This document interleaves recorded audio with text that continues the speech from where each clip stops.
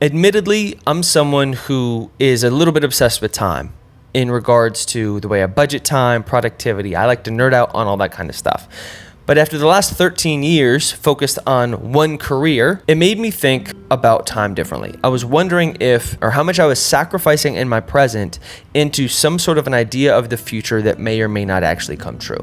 I stumbled on this idea in this book by an author named Oliver Burkeman called 4,000 Weeks, and this completely changed the way that I think about time. What this book really did for me was reframe my idea around time and how I'm spending it. Because what Burkeman argues is that back in the day, things weren't as linear in regards to minutes, hours, days. What Burkeman argues is that there was this entire lifespan before hourly work when people were working for the day. Life was short. There was no way to batch your work. Back in the day, right, you couldn't batch milk your cows. You couldn't milk the cows for a month in one day. It was something you had to do every day. Work just kind of went on in this infinite loop. And we were much closer to death then because we saw it more often. Life was much more fragile. It was much more fleeting. And in doing so, we didn't feel like we had to make the most of it per se because they were much more religious. I believe it was this idea called Calvinism, Burkeman talks about in the book, is this idea around the afterlife, how the afterlife is actually supposed to be better than this life. So people weren't as worried about like maximizing this life because this was pretty much just the appetizer for the main course. So if it doesn't work out, I'm not going to sweat it. Compared to right now, I want to really make the most of this life because it feels so special. It feels like the only one I have. And so you'd get paid for like a loose general day's work. And that all changed when factories started to come around, when things were industrialized, because then you could actually get paid for an hour. And so if that's the case, how many hours can you fit into a working day? This idea started to really revolutionize the way that we think about time, wanting to maximize time, when we started to get compensated for our time in a much more linear, kind of by the hour type of way.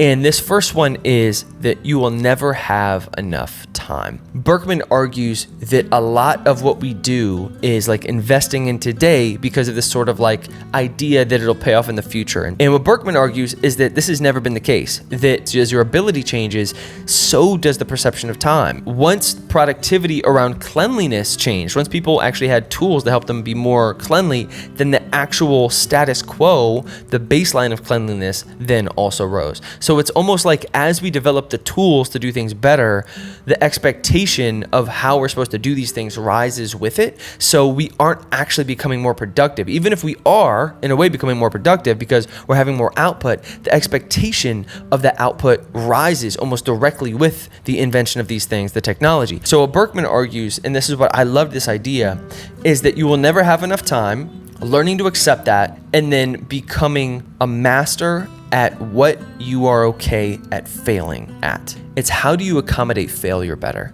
You aren't going to be able to do it all, but what are you okay to fail at? I've so long wanted to try to have this work-life balance and realizing that that actually isn't possible. And this is what Burkeman says: which balls to let drop, which people to disappoint, which cherished ambitions to abandon. Maybe you can't keep your current job while also seeing enough of your children. Maybe making sufficient time in the week for your creative calling means you'll never have an especially tidy home or get quite as much exercise as you should. When people say we don't have time, they do. What they're really saying is that's not my priority right now. And that to me is a really powerful reframe. Also for myself to even say that to people, to be honest, hey, listen, I'd love to come do this thing, but that's not my priority right now. The finite nature of life and the impending doom of death is a lot to think about, and it's so real that a lot of us, I think, do a lot to distract ourselves so that we don't have to think about it. And so when it comes to these things like attention economy, social media, shows, blah, blah, blah, it's interesting for me to think about what am I doing? How am I spending my time in ways that are in alignment with what I say I want to do? Also being okay with failing at certain things and saying, at this season of my life, recently I was at home with my folks and I said, this month, 4 or 5 weeks when I'm home, I'm not going to excel in my career. I'm not going to be doing doing really knocking it out of the park with the YouTube channel. What I am going to be doing is spending that time investing in meaning with my family. That brings me to the second big point that for me really hit home. It was called cosmic insignificance therapy. And pretty much what this does is it helps you zoom out. So often we think that we need to make the most of this life. Maybe the reframe is that just being you and spending time doing things you want to do, whatever you're doing might already be enough. I just love this concept. If I zoom out, like it really is all meaningless in a good way. On a macro perspective, if none of it really means anything, then it gives me permission to spend my time enjoying my life more, because it doesn't mean that I need to be the next Gary Vee and try to have, a huge impact on the world. A lot of these, Berkman argues, are ideas to kind of have a futile grasp at immortality, to try to be around longer than you actually will be. This idea helped me immensely. It's useful to begin this last stage of our journey with a blunt but unexpectedly liberating truth that what you do with your time doesn't matter all that much. And when it comes to how you're using your finite time, the universe absolutely could not care less. I went on a trip to Ireland with my family this last year, and there are these things called the Cliffs of Moher. They're these like big cliffs, and you can either walk along the top or you can like take a ferry and go by and see them. And they talk about this history and all the people that have been there and how long they've been around. And just looking at those cliffs, I was like, the amount of people that have seen these cliffs before is crazy. And I'm one of them, right? Like, life really is so short. To remove the expectation that you need to have an impact, that you need to save the world as an aid worker, that like maybe just being here right now, maybe that's enough. I don't matter as much as I think I do, and none of us do. We all are playing our own game, so we all feel important in our head. It relieves the pressure that you have to do something great with your life, and if you didn't, you squandered it. As your life spools out in front of you, it will be the only definitive measure of what it means to have used your weeks well.